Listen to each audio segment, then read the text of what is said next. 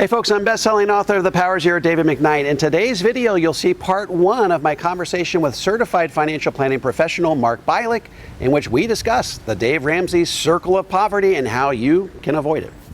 Okay, Mark Bialik, you are a CFP in Pennsylvania, Attleboro Wealth Management. You're a top POZ advisor and a close personal friend. Appreciate you coming on the show today. Let's talk, just have sort of a conversation about some pretty interesting issues that have come up of late.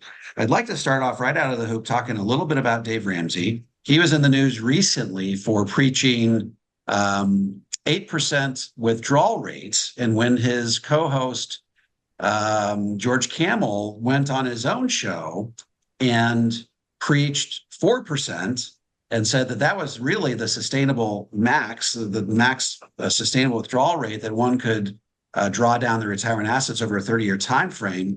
Dave Ramsey found out about this live and on air and absolutely went ballistic. And there was a tirade that just absolutely went viral. Millions of views on YouTube. I did a couple of videos about it myself, some of my most watched videos.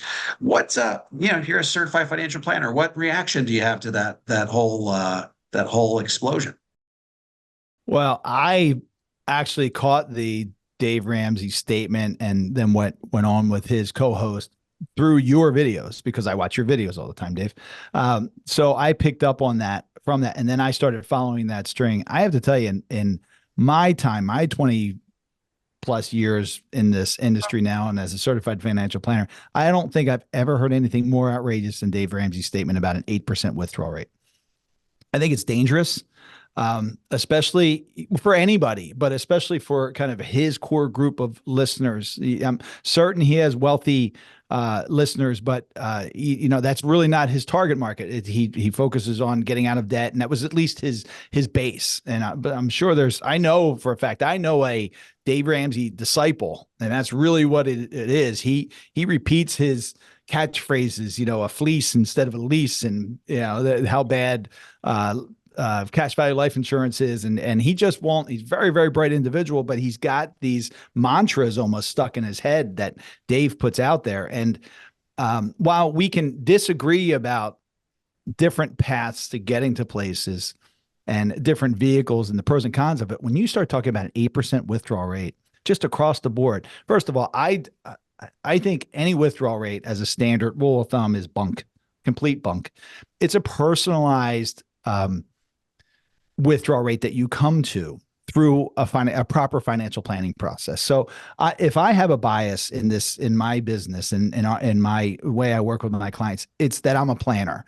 And I believe that the plan should drive your decisions, whether they be investment decisions or withdrawal decisions, placement of your investments, tax positioning, all of that. But what Dave Ramsey is saying, and other people who just talk about a 4% withdrawal rate in general, because I know even you, not even you, but you say, Dave, that it's a very personalized process to determine this withdrawal rate. So I hear this all the time, this 4% rate, and Vanguard talked about 3.25% at one point. The Certified Financial Planning Board of Standards had a report that came out several years ago that talked about a 2.5% withdrawal rate, but none of that means anything really, because the withdrawal rate is a result of your cash flow needs and your assets and the time when you need those investments. You call it time segmented investing, right? I call it account segmentation. We call it different things, but we do it the same way. And that's determining where your funds should sit for the times in your life that you need it on your timeline. And then you determine through the plan how you withdraw those funds and at what percentage. So it's not slapping on a withdrawal rate, whether it's an outrageous 8% rate or what someone may say is more reasonable 3.25% or the standard 4% rate.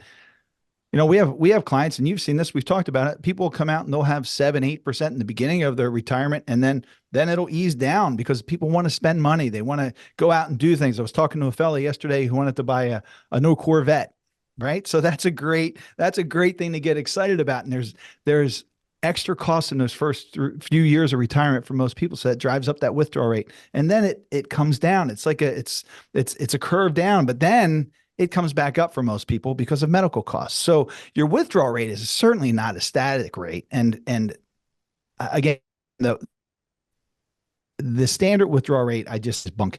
8% is outrageous, and it's dangerous in my opinion. That's a long way to answer your question, but I think we got there. Well, it's not there. There's a couple of dangers here, and it's not just you run out of money, potentially 15 to 20 years faster than you otherwise would, or you to stick to a 4% or 3%, maximum withdrawal rate. It's the Dave Ramsey's listeners are listening to him. And, he talks about how, when you talk about 4%, you're robbing hope. What exactly is he meaning by that? Well, basically what he's saying is that if you can take 8%, let's say that you need $1 million let's back up, say you need $80,000 per year to meet your lifestyle needs above and beyond what maybe a pension or Social Security provides. And under the 8% rule, you only have to have $1 million. So what does that mean? That means that you may only have to save X between now and when you retire. However, if you have to live by the 4% rule, you're going to need $2 million. Why? Because 4% times 2 million is 80,000. So what's happening is people have this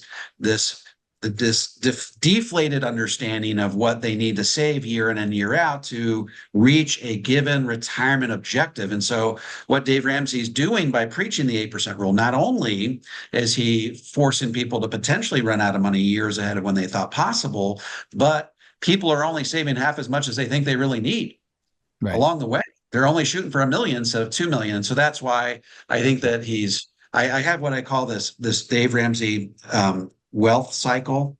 It starts off with people who are poor, and then he gets them out of debt and gets them on the road to financial independence. And then once they get to retirement, they're sort of semi-wealthy because they followed what Dave says. And then they start doing the 8% rule, and then that invariably makes them poor again. So it's this Dave Ramsey circle of life, if you will, where they start up poor, they become wealthy, and then they end up poor again. So it's just, that's been in the news, and people have given me a hard time for talking about it a lot. But, just recently, George Camo completely disavowed his 4% rule that he had talked about in that video, which is what set Dave Ramsey off to begin with. So, okay, folks, that was part one of my interview with certified financial planning professional Mark Bialik. If you would like some help implementing a balanced, comprehensive approach to tax-free retirement that shields you from the impact of higher taxes, head on over to davemcknight.com and click on the Connect with an Advisor button. I'm happy to refer you to an advisor in the Powers Your Network that has been trained, vetted, and qualified personally by me. If you're a financial professional and want to learn how to become a certified Powers Your Advisor, head over to powersyour.com and opt into my free video series. And if you have any comments or questions, feel free to drop them into the comment section below. I'll respond to every single one of them personally. And don't forget to click like, subscribe, and the bell so you never miss a video. This is David McKnight. I look forward to seeing you on the next video.